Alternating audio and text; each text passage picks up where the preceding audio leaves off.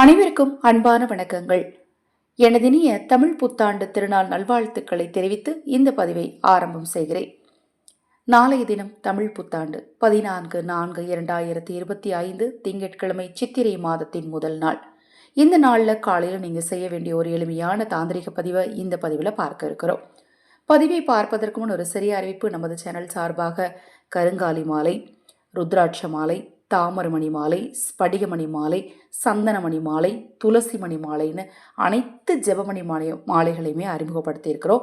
ஜெபமணி மாலைகள் உங்களுக்கு தேவைப்பட்டாலும், பூஜை பொருட்கள் வலம்புரி சங்கு, கோமதி சக்கரம், சாலகிராமம், சாலிகிராமம்னு பூஜை பொருட்கள் உங்களுக்கு தேவைப்பட்டாலும், உங்கள் தனிப்பட்ட பிரச்சனைகளுக்கு பிரத்யேகமாக ஜோதிட மாந்திரிக ரீதியாக பரிகாரங்கள் செய்து கொள்ள விரும்பினாலும் 9344692042 இந்த வாட்ஸ்அப் எண்ணுக்கு தொடர்பு கொள்ளுங்கள். நான் இப்போ சொல்லக்கூடிய இந்த பரிகாரத்தை உங்கள் வீட்டில் இருக்கக்கூடிய சிறிய குழந்தைகளுக்கு கூட தாராளமாக செய்யலாம்.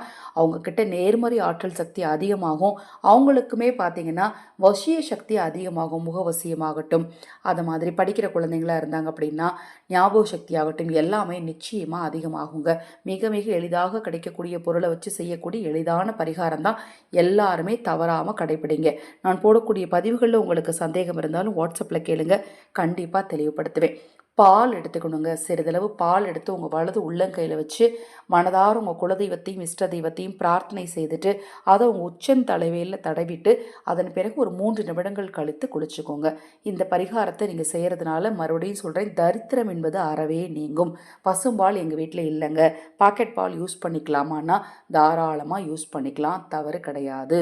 வீட்டில் இருக்கிற அனைவருமே இந்த எளிமையான குளியல் முறையை தவறாமல் பின்பற்றுங்க. கண்டிப்பாக உங்கள் வாழ்க்கை சுபிக்ஷமாக இருக்கும். இது போன்ற எண்ணற்ற ஆன்மீக மற்றும் தாந்திரிக பரிகார பூஜை முறைகளை தெரிந்து கொள்ள நமது சேனலை சப்ஸ்கிரைப் பண்ணிக்கோங்க. பக்கத்தில் இருக்கிற பெல் பட்டனை மறக்காமல் கிளிக் பண்ணிக்கோங்க. அனைவருக்கும் எனது அன்பு வணக்கங்களை கூறி இந்த பதிவை நிறைவு செய்து கொள்கிறேன். ஹரஹர சங்கர ஜெய ஜெயசங்கர, ஹரஹர சங்கர ஜெய ஜெயசங்கர. மகா பெரியவா திருவடிப்பாதம். சரணம் சரணம்.